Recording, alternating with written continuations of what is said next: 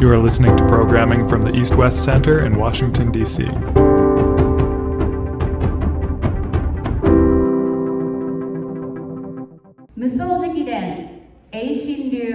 Of the Seito Kai under the 23rd Soken, Fukue Fukai Masato Soken.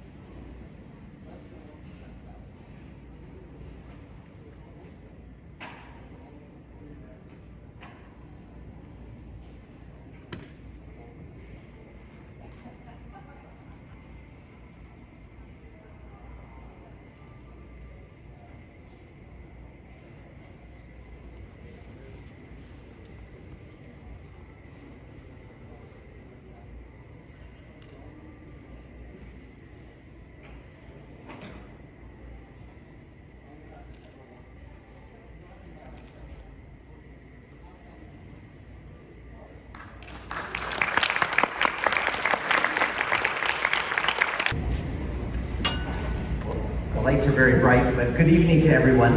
Welcome. Thank you so much for being here at this beautiful Science Museum of Oklahoma. My name is Satu Lemay. I'm the Vice President of the East-West Center and Director of the East-West Center in Washington. And we're delighted to have you for this really extraordinary program looking at enduring economic and cultural connections between Oklahoma and Japan. Now, in all of these programs that we've done across the country, people naturally ask, why is the East-West Center doing this? And how does this fit into the U.S.-Japan relationship? So let me say a few words, and I know others will say a few words. The East-West Center was established by the United States Congress in 1960 to build relations between the United States and Asia through the means of collaborative study, research, and exchange. Our main campus is in Honolulu, Hawaii, and we have the only other office of the center is in Washington, D.C., where I'm based for my sins. And I'm delighted to be here this evening, and as I said, we've gone to many states and many localities across the U.S. Through the great partnership and the support of the Embassy of Japan in Washington, D.C. So I want to begin and invite all of you to also thank them for supporting this program.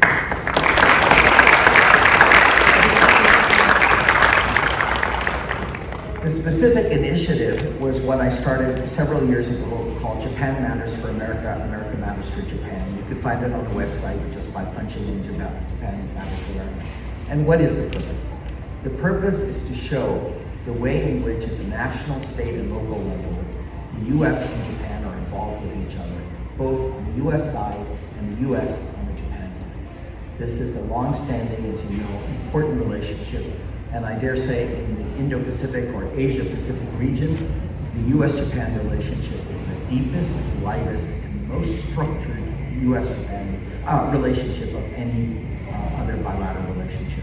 That's on investment, security, trade, culture relations, state and locality contacts.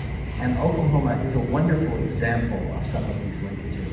And we wanted to take this opportunity today to highlight that. You saw in the cultural performances just now a part of that, and we'll have some more cultural performances coming up.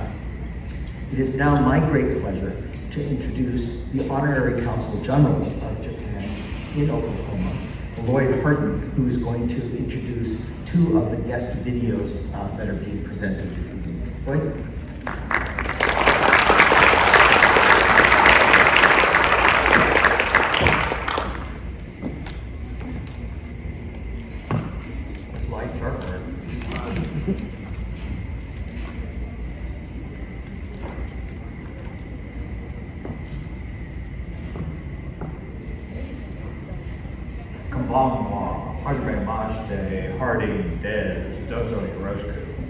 Good evening, my name is Lloyd Harden. I'm the Honorary Consul General Emeritus of Japan for Oklahoma. And in that capacity, and in my former capacity, going back to that to 2006, I've been asked to introduce the videos tonight. The first one being from His Excellency Shigeo Yamada, the Ambassador of Japan to the United States, and the second one being from the Honorable Matt Pinnell, the Lieutenant Governor of the state of Oklahoma. Now, as you will see on those videos, they'll address the Oklahoma sister state relationship that exists, but I thought I would be remiss if I didn't mention some of the other cultural exchange programs of some significance in the state. For example, there are 4 sister city relationships that exist in the state. Tulsa, Utsunomiya, Stillwater, Kameoka, and I see representatives from Stillwater, Kameoka in the audience here tonight. Shawnee, Nikaho, and Norman, Seika, I should say.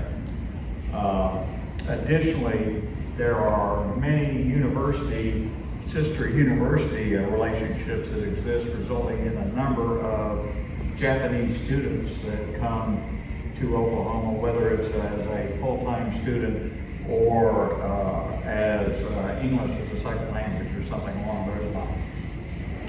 There is one particular program that I felt it incumbent to mention, and that is a program called Wings Over Rotary that is funded and managed by Rotary Clubs International.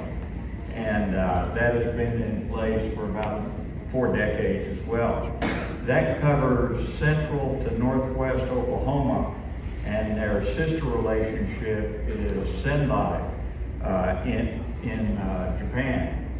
Now, many of you, and so what happens is the students, of course, from Sendai come and spend time in central and northwest Oklahoma, which tend to be cattle farms and ranch farms and things of that nature. And then students from Oklahoma go to Sendai and spend time with in the Sendai area, which is right on the Pacific coast, on the main island in the Tohoku region of Japan. Now, the reason that is important, as you all will recall, is back in 2011, we had the Tohoku tsunami and earthquake that created many casualties in the Sendai area. Many of the students that had come to Oklahoma suffered, and many of the families to which students from Oklahoma went and visited suffered as well. At that time, the Japanese ambassador to the U.S. was Ambassador Fujisaki, who was moved by the support he saw that the Sendai region received from people in Oklahoma. And in fact, when Ambassador Fujisaki returned to Japan and headed up the American-Japan Association was there years later, not that many years later, but when Oklahoma suffered terrible tornado casualties, Ambassador Fujisaki ensured that the Japanese people stepped up and reciprocated to help the people of Oklahoma that were suffering from those casualties. So with that being said, I thought it was important that you all knew some of the other exchange programs that existed here in the state. And with that, I think I will introduce then the two aforementioned videos, the first one being Ambassador Shigeo Yamada.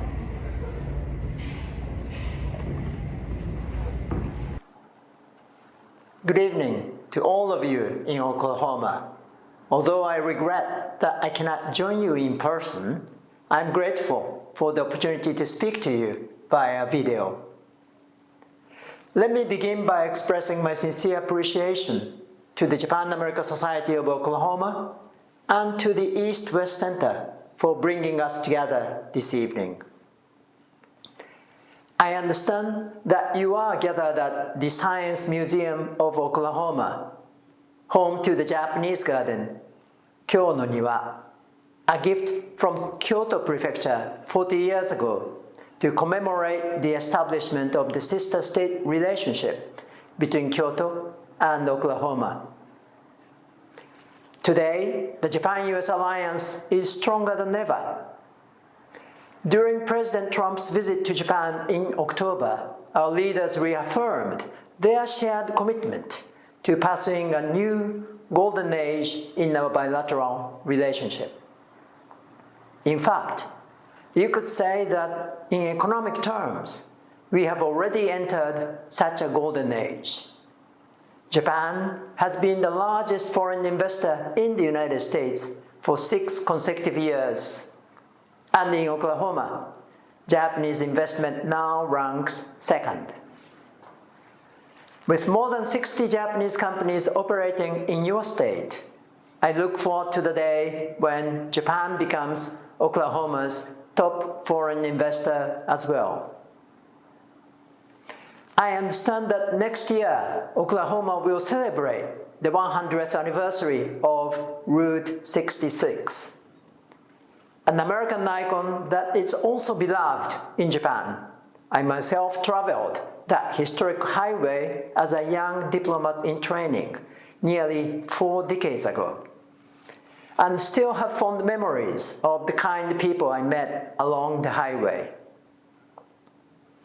Next year will also mark the 250th anniversary of the founding of the United States. To commemorate this historic milestone, the government of Japan will present Washington, D.C. with an additional 250 cherry trees, a living symbol of the enduring friendship between our two countries. In closing, I'd like to thank all of you for your strong interest in the Japan-US relationship. With your support, I am confident that we can build a new golden age that will benefit both our countries. Thank you very much. Good evening. It's Oklahoma Lieutenant Governor Matt Pinnell. I'm sorry I cannot be there with you in person, but I wanted to take a moment and welcome you to Oklahoma City on behalf of the state of Oklahoma. Oklahoma City being the 20th largest city in America today, you are on the modern frontier. Oklahoma and Japan have a very special relationship, and I was honored, truly honored, to visit Tokyo and Kyoto in September to celebrate the 40-year anniversary of the sister state relationship between Oklahoma and Kyoto, and had an amazing time with your people, with your leadership, and the people of Japan, the beautiful people of Japan. Being in Japan was, as I said, a wonderful experience, and it reminded me of how much potential lies ahead between us both. Oklahoma is committed to creating an environment where international companies, especially Japanese companies, can thrive. We understand the importance, certainly, of trust, long-term commitment, and relationship building. And these are values we deeply share with Japanese industries and the culture in Japan. Oklahoma is known for its warmth and its hospitality. I certainly hope that you are feeling that being in Oklahoma, and we hope you feel that throughout your time, not just at this evening event. Events like this one, though, help us build the personal relationships that help really form successful bonds moving forward. We want to prove that to you, that we are about personal relationships in Oklahoma, not just phone calls, not just a visit every once in a while, but a personal relationship throughout the year with our Oklahoma Department of Commerce, who I know will be with you throughout your trip. So I want to thank again the staff of the East-West Center and the ambassador of Japan to the United States and his team for being part of this special evening. That's a very big honor for us. To our Japanese guests, we are honored by your presence and excited about the opportunities ahead. Again, absolutely excited about the opportunities ahead. So please enjoy the evening, the conversation, our Oklahoma hospitality and Oklahoma food. And again, on behalf of the state of Oklahoma, I want to say one more time, welcome to the modern frontier. Which will celebrate its 40th anniversary of next year. So through the JET program, young people from around the world, including the United States, come to Japan to teach languages and engage with local community. After returning home, many JET alumni continues to play a vital role in strengthening the bridge between Japan and their states, making valuable contributions in variety of the fields. In fact, today, among our panelists in Christy Bush, a current member of the Oklahoma State government, she is a former JET program participant. So thanks to JET alumni like Christy, Japan-US relations have grown deeper and more diverse. And one more thing that I want to mention is earlier today, I had the privilege of visiting the Japanese language class at the Oklahoma School of Science and Mathematics. So learning Japanese is an essential gateway to a deeper understanding of Japan. As the world becomes increasingly complex and faces new challenges, it is crucial that we continue to invest in the next generation. Through Japanese language education, we not only foster linguistic skills, but also cultivate empathy and global literacy, and qualities that are vital in connecting the people in such a complicated world for the future. So we are deeply grateful for the teachers and the staffs who have worked as hard to provide students in Oklahoma with this valuable opportunity to learn Japanese. So I believe that one of the key goals of today's event is to strengthen the ties between people in Oklahoma who are engaged in Japan-US relations across various fields.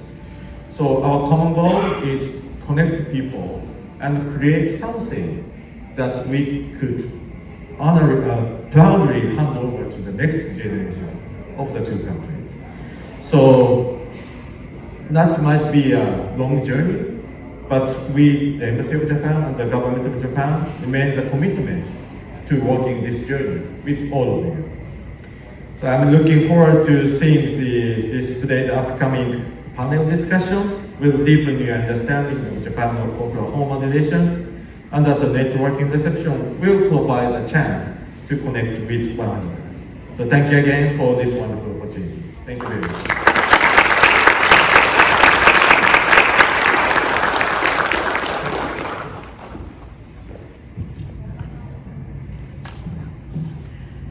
That's really all right. Konnichiwa, konbanwa. Good evening, ladies and gentlemen. My name is Kelly Curry. I am a senior advisor to the East West Center, and it is my honor to be here in Oklahoma this evening. As my colleague Satu said, we have a beautiful center in Hawaii.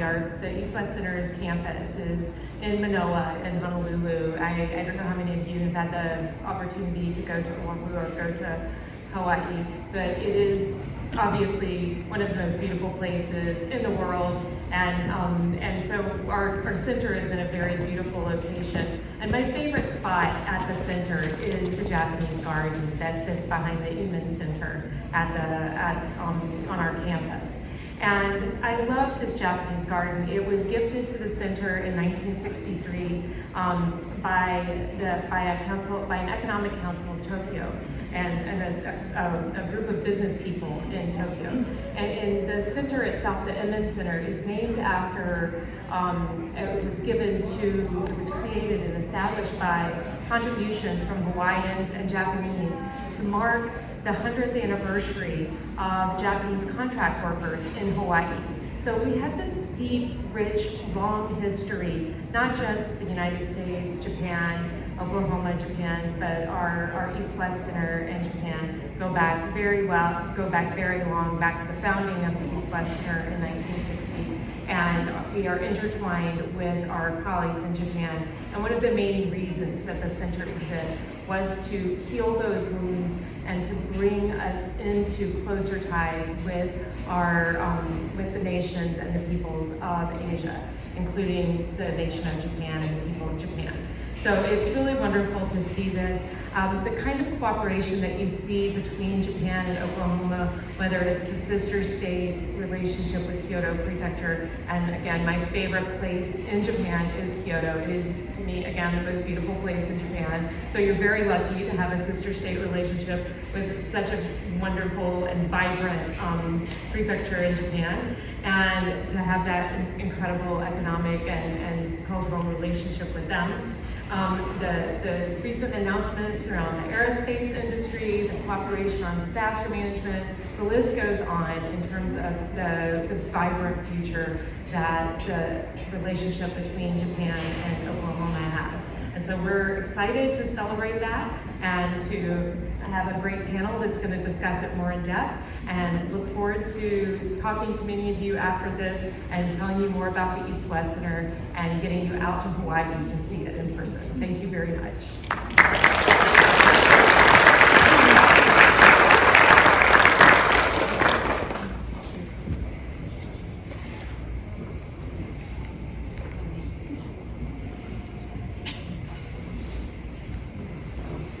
Well, we now turn really to a program that part of the program, which really looks deeply at Oklahoma-Japan relationships from a number of vantage points, many of them overlapping and interrelated.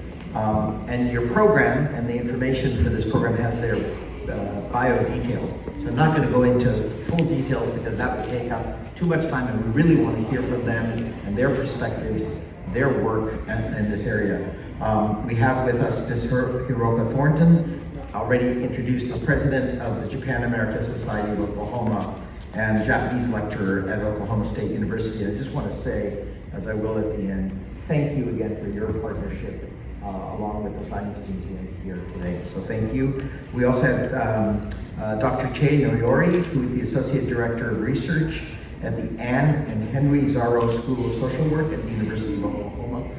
Will be speaking to us about some of her very interesting work on refugees as well as Japanese language education and her involvement in the Japanese community. Christy Bush, already introduced as a JET alumnus, very instrumental in the ongoing Oklahoma-Kyoto relationship and many other venues through the Oklahoma Department of Commerce. So thank you, Christy, for joining us. And finally, but not at all least, Tina Coppage, who's the Vice President of Global Supply Chain at Hitachi Vantara. And as you know, as you read the papers, how important the U.S.-Japan economic investment trade relationship, particularly in this area, more attention to supply chain. So looking forward to hearing from you. So let me invite, first of all, each of you to have a mic. A couple of mics. So first, if we could just start with maybe just a little bit about how you got into the Japan-America Society, how it's running here, what kinds of programming you do, what kind of things you want the folks to know about this part of the relationship. I'm sorry. Yes. So I came to the U.S. many years ago after I finished my undergrad. I just wanted to be an English teacher in Japan. So I just decided to seek more higher degree. So I chose to come to Oklahoma. And eventually I became a really bad daughter according to my parents and then decided to stay here longer. And I had a chance to work at a university, and I eventually met my husband and started my family. I was working, and raising two children without my parents right next to me. It was really hard. But eventually my kids started going to the same school finally. I didn't have to spend my 2 hours, in the car picking up, going around the town. And around that time, that was 2022, the former president of Japan-America Society of Oklahoma reached out to me saying, we needed somebody to take over. So I said, well, how much do you need to do this? And he said, well, about 1 hour each month. We're gonna have just a quick meeting each month. So I said, I think I can do that. How many hours is it really? It's like a 24/7. And if you see my husband in the future, please say thank you, and then please just make sure that he get credit, because he always say that I'm the bottom of the list of you. So going back. Very proud of your activities. Oh, I hope so. But going back, I decided to take over just because I wanted to return all my appreciation to the community. Living in Oklahoma as an international student in the beginning, it was not easy. Like everybody, can talk about forever. But then I always have people around me, support me, help me out, guide me. So I always wanted to return in some way. So I thought, oh, this is the perfect timing. I can return to the community. So I jumped into this organization. And then found out I had to work 24/7 for this community. And we just kept running. We started having a lot of events, educational events, cultural events, sometimes some sort of business-related activities, meetings. Here and there, we build a lot of connections, networks. In the city, we grew so much. Right now, we have a lot of annual events. We have, in January, we have Mochitsuki events. We have real thing. Have you seen this pumping mochi? We have that. We invited a sumo wrestling club from Dallas, from Texas. Last year, it was really fun. And then in the spring, we have Japan Festival. And then during the summer, we have kids camp, summer camp. That's a 3 days long or 4 days long sometimes. And we just gather kids and then teach them how we relate, difference, and make friends. And then I really like to see the kids' faces. Every year we have actually a lot of repeaters because they love it. And then every time they come back, they were like, "Oh, I miss you. Last year we did this together. Let's do it again." That kind of connections, using our culture, that's really beautiful.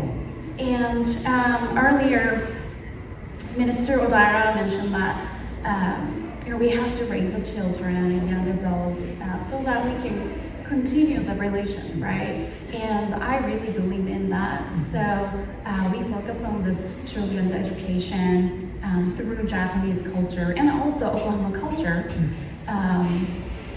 So yeah, that's really great. And then also we offer Japanese language courses for everybody in Oklahoma. And we've been doing this Japanese language course for 3 years now. It's been going great. And Mr. Odera visited one of the Japanese language classes today as well. That was a high school, At high school. but we have just a private Japanese course. Wonderful. Well, thank you. I'll come back to you. Hopefully we'll have time. And please think of some questions because we'll have a couple of minutes at the end for some questions. Dr. Noyori, I wanted to invite you to talk a little bit about your work. I read in your bio that you've been doing a lot of both research work as well as applied work.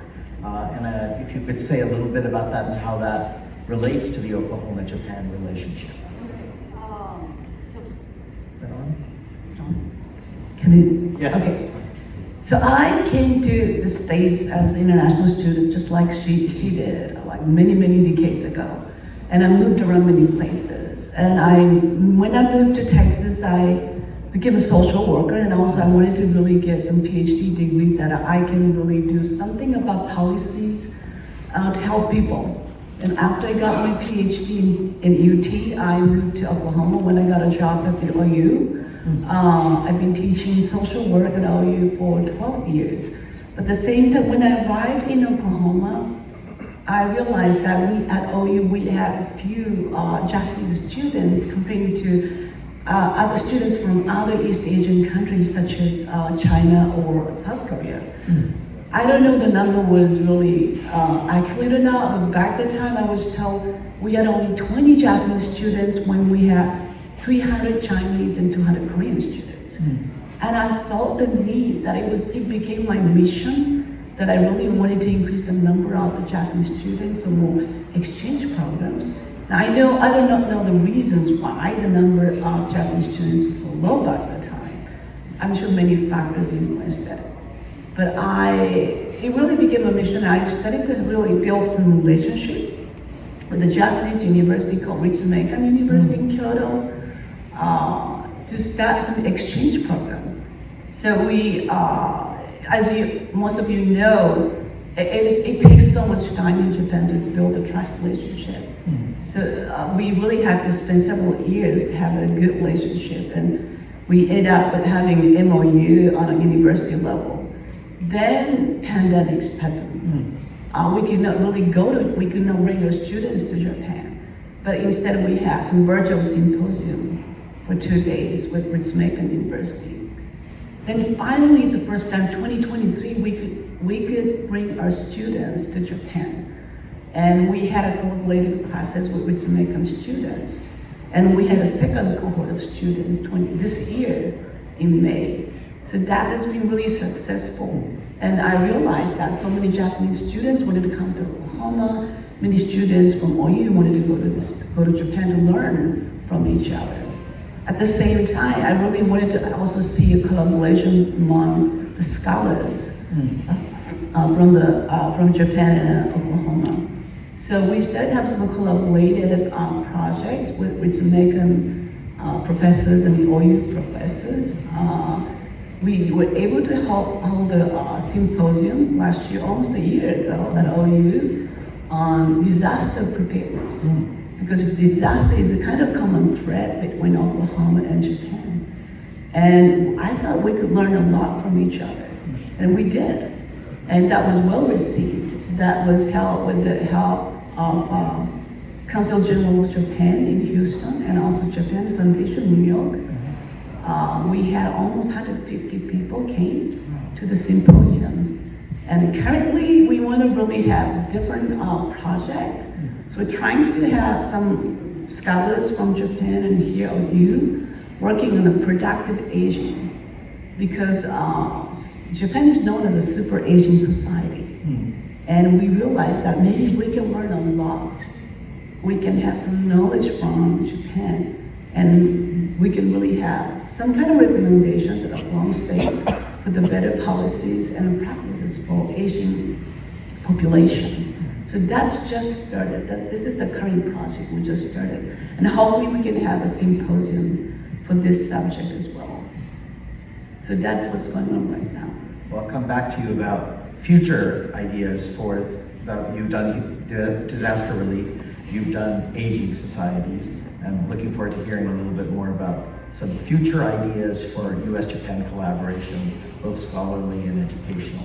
We've heard from kind of a society and culture, keeping the links up for the next generation, heard about the university sector, both students and scholars, and two folks who've come from Japan to the United States to study.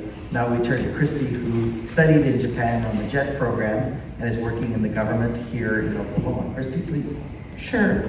I'm really honored to be here. I just want to say that my whole career up to this point was really founded on the the Kyoto-Oklahoma relationship. When I was 17, I had the opportunity to travel to Japan on what was called the U.S.-Japan Senate Exchange Scholarship. I don't think it exists anymore, but back in 1997, I went to Japan and they sent me to Kyoto because of the friendship. I delivered letters to the governor, from our governor, and it was an incredibly impactful experience for me. And so I know that, that several of us, hundreds of us here in Oklahoma have had similar experiences. So I just want to say that I hope that what I'm doing now in state government kind of enables us to continue that trajectory, to continue to share this, the culture of Japan with both state government and the people of Oklahoma. So really, we've talked several times about the 40-year anniversary of the sister state relationship. That is something that in state government we've really tried to stress this year and celebrate. So we did take the governor about a year ago today, visited Japan, and so that was extremely significant because I don't think we'd sent a state official in many, many years. And so we kind of rekindled the relationship via that trip. When Lieutenant Governor Pinnell went in September, I was able to go with him. And we were able to go to Kyoto, meet with Governor Nishiwaki of Kyoto Prefecture, meet with the gardeners that helped build this garden and maintain it. It was incredibly significant. So I just hope that we can continue down that pathway. But I work out of the Oklahoma Department of Commerce because we believe very strongly in the relationship between diplomacy and business. And so I am on the global business team. And so I am really happy to see Tina here today because Hitachi is such a large contributor to our relationship on the business side. Christy, thanks so much, and it's a really terrific segue into turning to Tina, because as you can tell, this panel covers a range of expertise, background, connections, interrelationships. We're delighted, Tina, to hear from you about the business side of the house and the relationship. Because I know Ambassador Yamada wants to make Oklahoma, have Japan be the #1 FDI partner in Oklahoma, so maybe you could tell us how that's going to happen. It can happen through Hitachi Vantara. I'll just put that plug out there. Yeah, so Hitachi Vantara has been in Oklahoma for almost 40 years. The investment that Hitachi made in Oklahoma actually started in 1985, and it was through a connection at the University of Oklahoma. A professor there, made that connection for us with Hitachi executives, and the University of Oklahoma almost gifted the land that we are built on today to us to enable that facility to be built. It actually opened in 1987. That's when our first production started. And we started with only 75,000 square feet. It was a manufacturing facility. Today we're 370,000 square feet.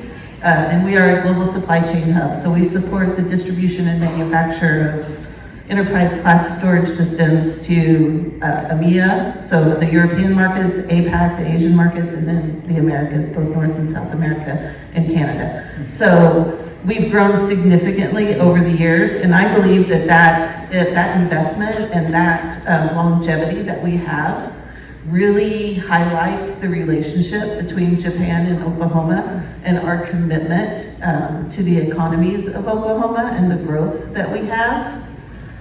We've also supported, in the early 1990s, Hitachi had a teacher exchange program that ran through 2015, and our facility supported that for the full 25 years that it was in operation.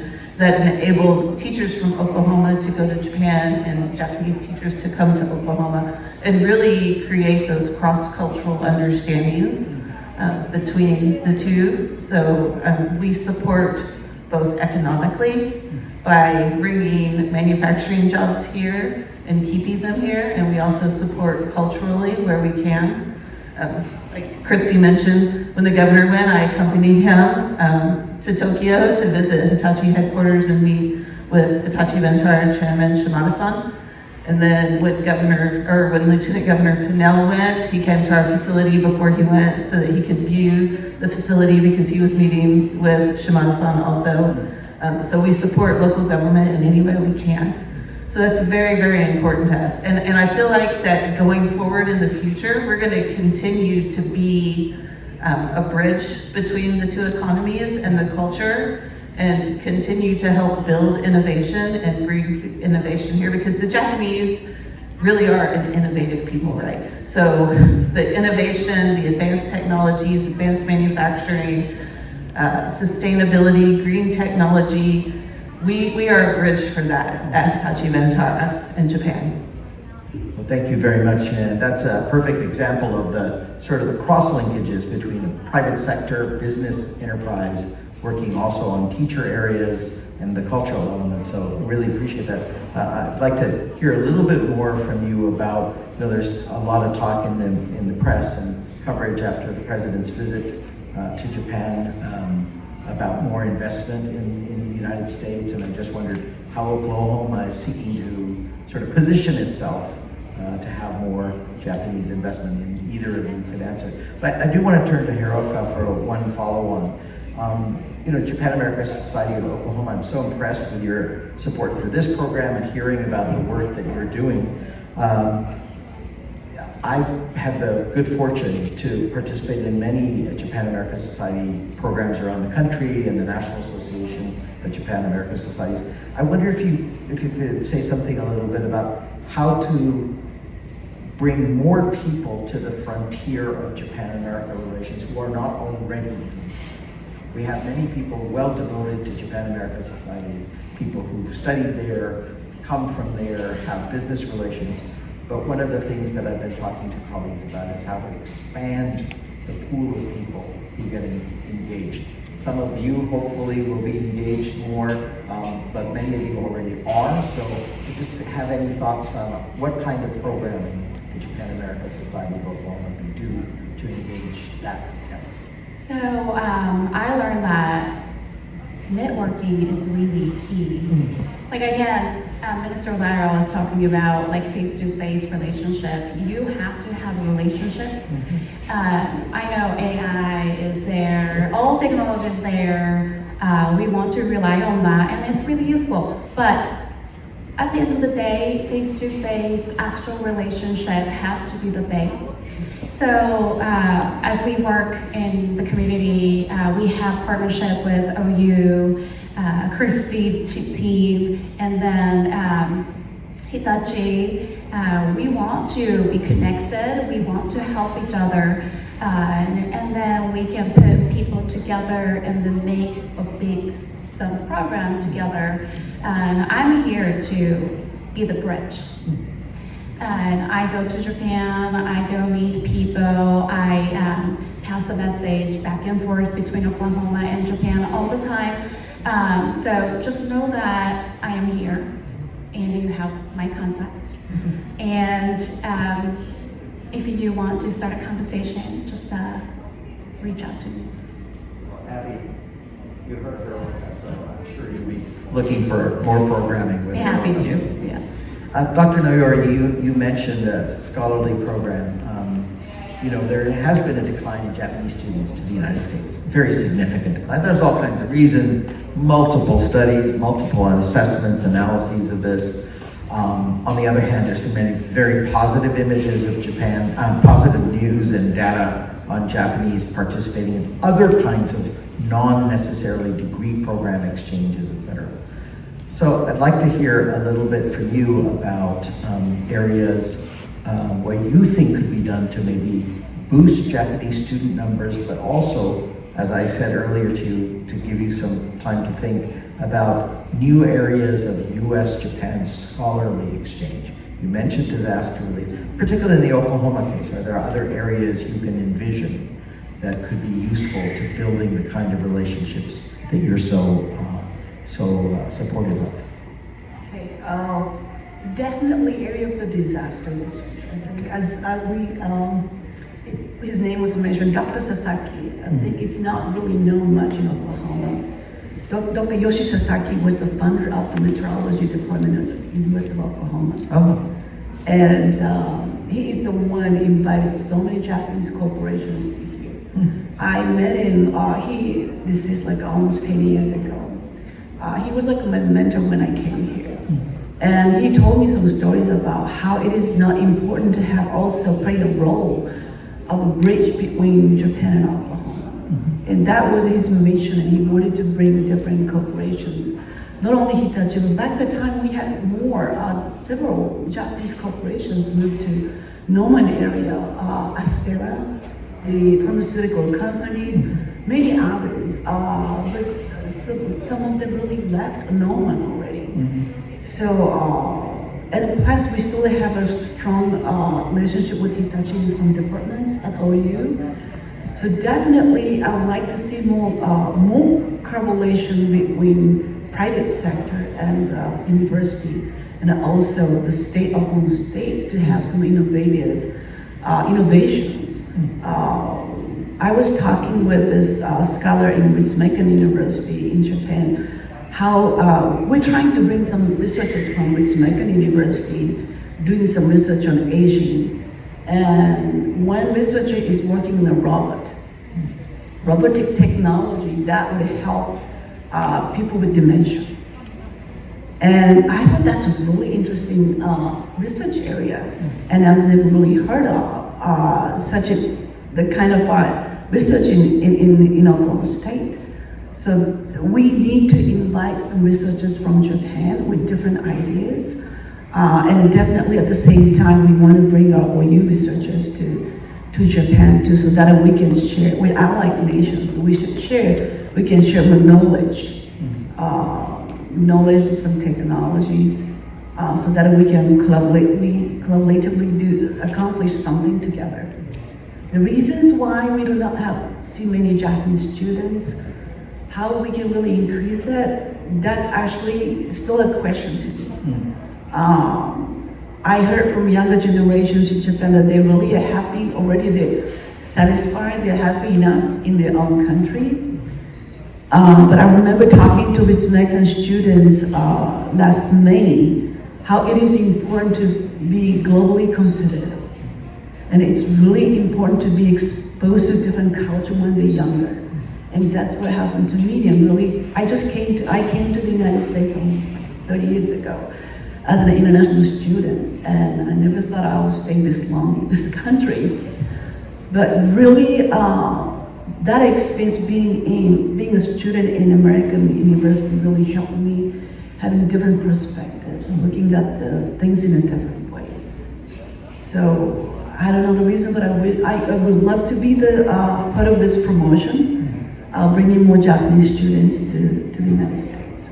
Thank you, Dr. I really appreciate that. Christy, I wanted to ask you, the JET program is also such a big feeder into people who go and have Japan infused in their future life. And they may not have meant it, but whatever business they go into, government, private sector, academia, whatever, media, they're informed by that.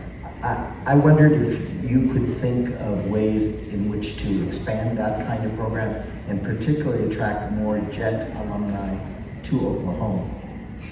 That's a great comment because I have very rarely met any former Jets here in Oklahoma. I would love to see I was that looking at the program. numbers, that's why I asked. Yeah, I would love to see that program grow, and I don't know how we do that, but you know, if you want to partner with me from the embassy, I'm happy to do what I can from the state level.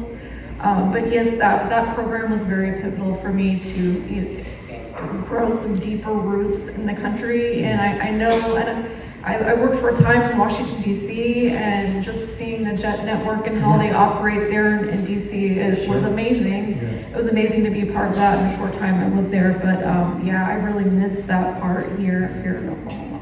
Well, there's been a few of us talking about how to link JETs more together, and as you know, there is a JET Alumni Association. Yes, but I believe it's in Texas. That's right, but how to link those Yeah. more together, so maybe we can discuss that over sake. But please, Dr. please. I have to also tell you that we have, at OU, we have one of the largest Japanese language programs. And we do have, actually 2 of the students went to Japan with me in May, is applying for the JET program now. Oh, fantastic. And they took the Japanese classes. Great. And we have multiple Japanese instructors teaching Japanese in OU. And I would like to see that definitely, but I'd like to collaborate with you to increase the number of the JET program students. And also, we also had a Japan Outreach Initiative coordinators dispatched to OU for 2 years, for last 2 years. So I think we can do a lot. Wonderful. Yeah, Christy, did you want to add something?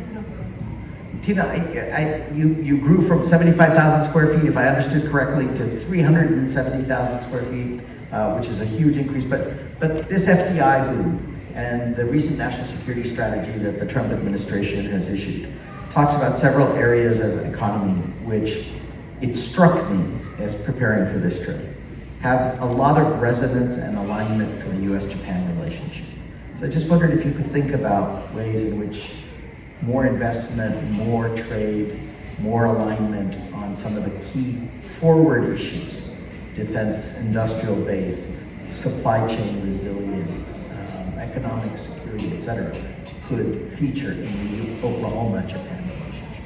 Yeah, so supply chain resilience is a big one for me, and we all know post-COVID that supply chain has now become one of the main concerns of not only the U.S. government, but governments worldwide, right? We went from being kind of the stepchild behind the scenes, making things happen, to being in the forefront of everybody's mind with COVID. So that's a big one. And for us, business continuity planning, I mean, our factory in Oklahoma is a continuity plan for anything that may happen in Japan and vice versa, right? So businesses looking at the U.S. need to think about those continuity plans, the supply chain resilience, make sure they have those options.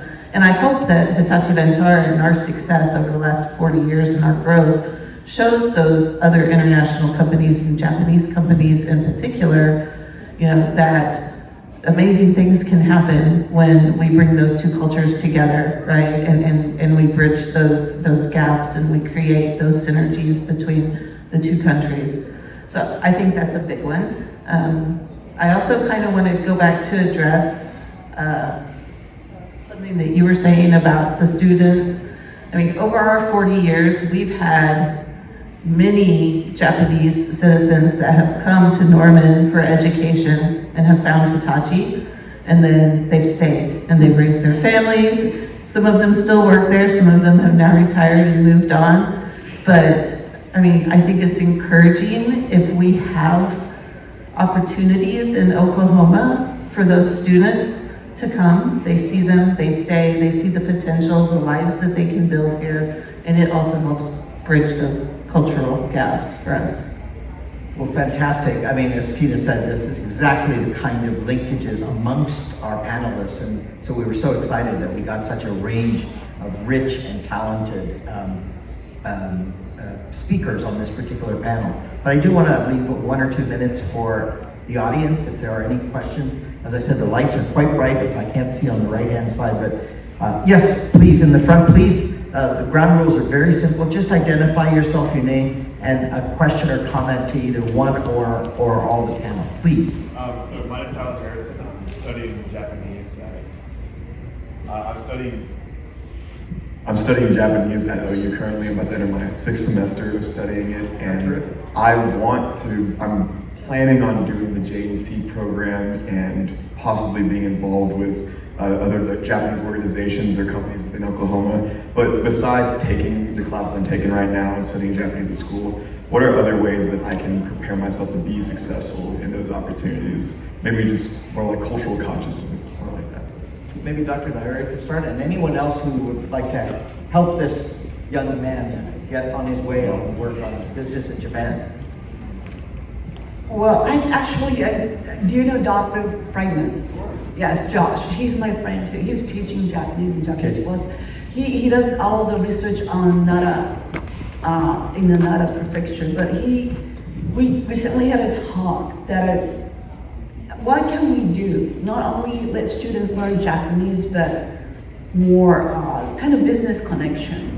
And he was talking about having an internship for all your students who learn Japanese to go to Japan and do some internship like for summertime.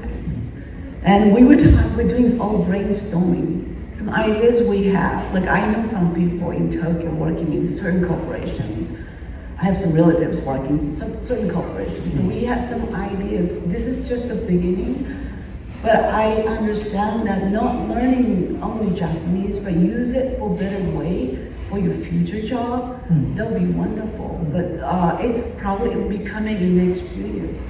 But also I would like you to join some study abroad program. I know Dr. Fragman's class has also study abroad in Japan program. Ours too. Ours is really cross-section, and anybody can take that class to go to Japan. And talk with the people that we try to introduce the students to different people in Japan. So that they can, different professors in computer science, engineering, and architecture, so that you can have a future, probably degree in Japan, also job in Japan. Anyone else have Hiroka, you have a suggestion? Yes. The other day, I attended a reception for Japanese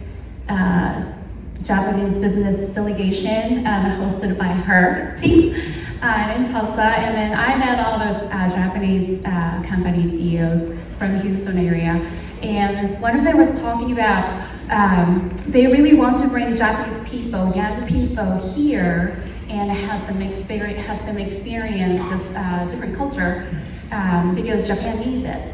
So I was telling him, why don't we partner, make partnership between my organization, either my organization or my university, Oklahoma State University. We offer Japanese minor, and so that we can send people over there as well. So if you involved in JSO, Japan American Society, and then get to know many people, make connections, and one day you might see the way to go there. And then also at the same time, you can keep motivate yourself to, learn. Make sure you corner Dr. Nayori, Hiroka, and Christy at the reception, because obviously Christy was a gent, so I hope you'll... Use people. Anyone else? I'm trying to see in the light. Please, yes. Yes, sir, please. Should be on. Sorry.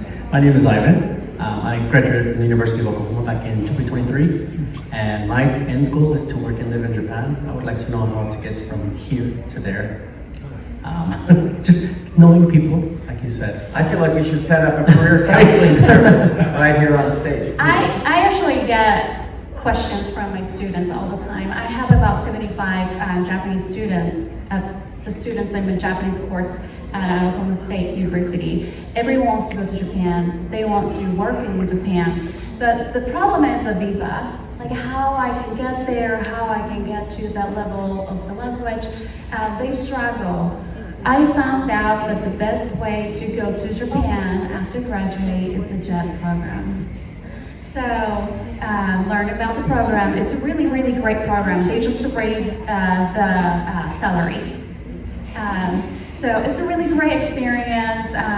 Everybody loves it. If you have any questions, you can answer that. Again, you can use people around you. That's right. I am the one who's now standing in front, sort of in the way of two things: refreshments and sake and the garden, and one final cultural performance. And I don't want to be that person. So I want you to please join me in thanking this wonderful, wonderful panel.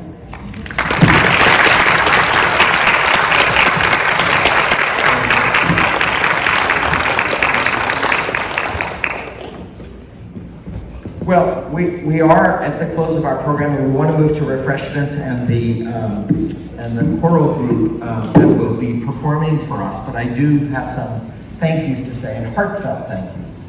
I want to repeat again my thank you to the Embassy of Japan, represented here today by Mr. Odara, but also Ms. Nakamura, Tomoko Nakamura, with whom we've worked for many years on programs around the United States.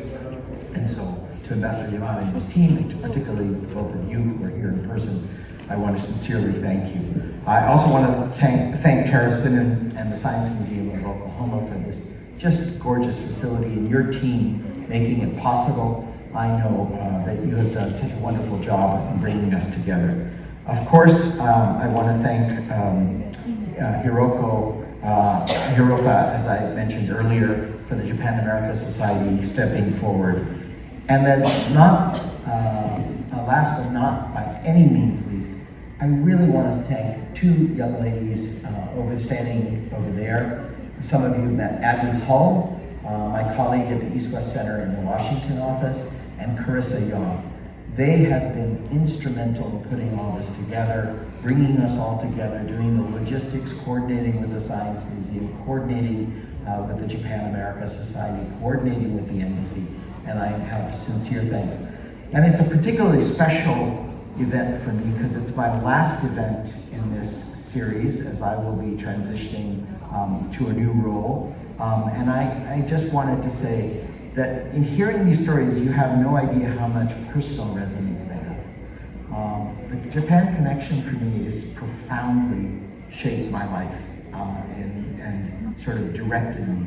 I don't want to get too personal, but simply to say, I was at a point in my career and education, I was a Middle East specialist, and I was working in the nuclear energy business, if you can believe it, selling low-enriched uranium to utility companies, including in Korea, Taiwan, and Japan, TEPCO, Tohoku, all kinds of.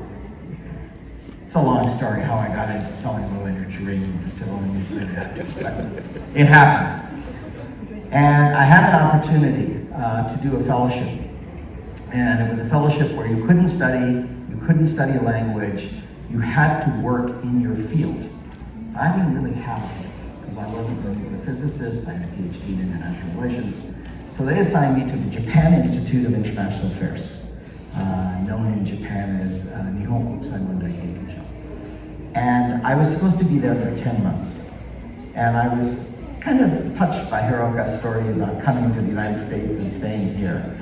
I went there for what was supposed to be a 10-month assignment at the Foreign Ministry's external think tank, and it ended up being 3.5 years. And I swore to myself at the end of those 3.5 years that whatever else I did in my professional career, it would include Japan and include broader Asia. And so I just want to say, in ending this program and turning to our performance of the choral music and of course our wonderful reception to follow, that the U.S.-Japan relationship really is a 21st century relationship. It's not really just a past relationship. Of course we must be mindful of the history, but I'm so now engaged in what we have to do to maintain and build on the ties, whether at the state, national, and local levels. And this program is an extraordinary example of that kind of program. So I'm sorry to be a little bit personal, but since it's my last program in this series, and also because of my profound connection to the U.S.-Japan relationship, though not being an expert on Japan, I wanted to share that with you. And now I invite the wonderful Four Seasons choral performance, and right after that performance, I invite you to please step outside, and we will enjoy refreshments, sake, and the garden. Thank you so much.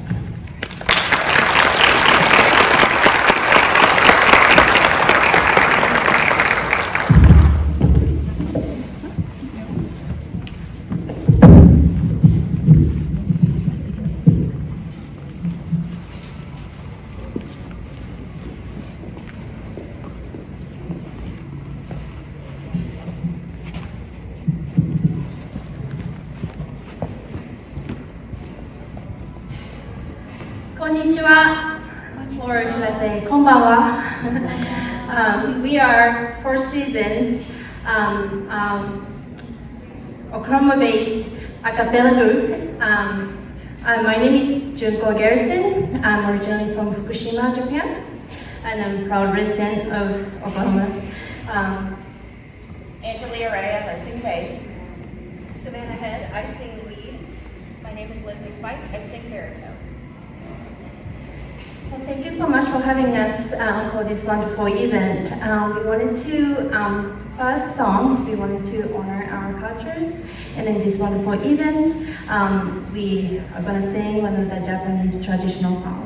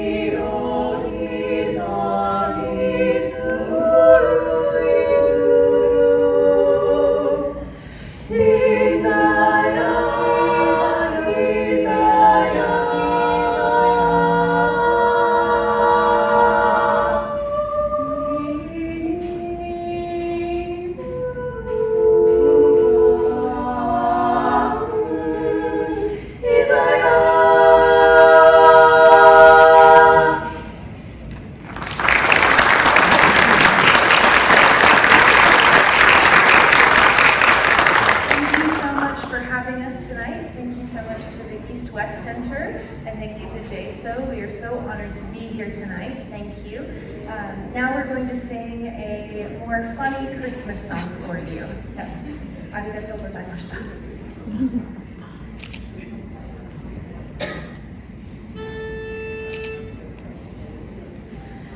This holiday you'll be far away, and I'll be all alone. So please remember this December to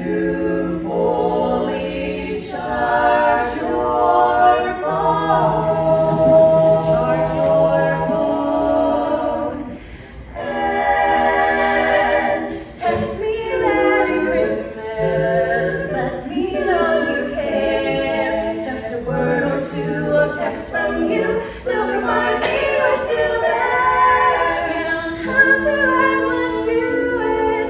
One smiling face will do. Baby, text me Merry Christmas, 'cause I miss a kiss and only you. Text me Merry Christmas, make my holiday complete. Though you're far from me, say you'll be RB. That's a text I'll never delete. Use just the right emoji, one that makes me out, oh, out.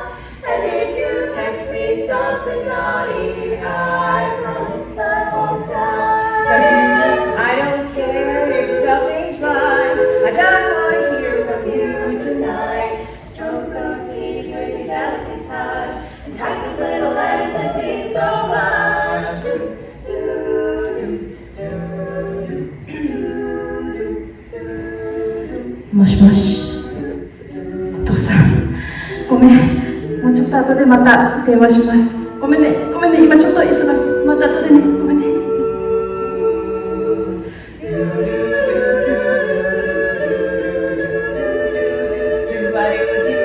Facebook messages are quite as sweet. I need more from you than just a tweet.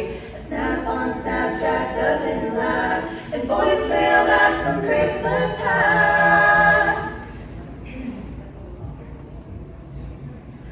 もしもし、お母さん。ごめん、また後で、あと3分、2分、3分、ごめん、後でまた。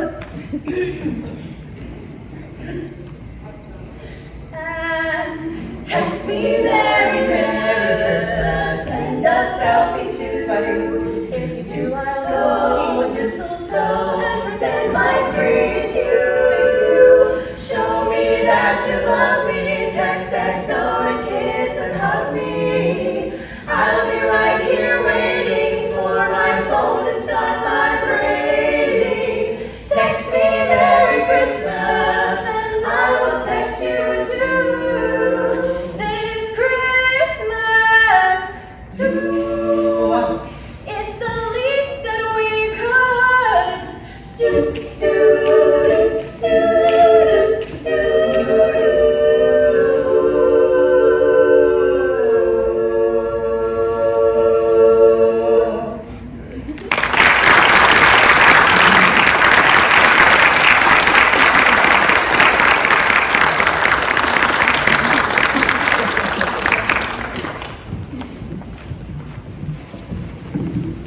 Thank you, Four Seasons, and thank you all. We now have our lovely reception outside in the lobby with some snacks and treats.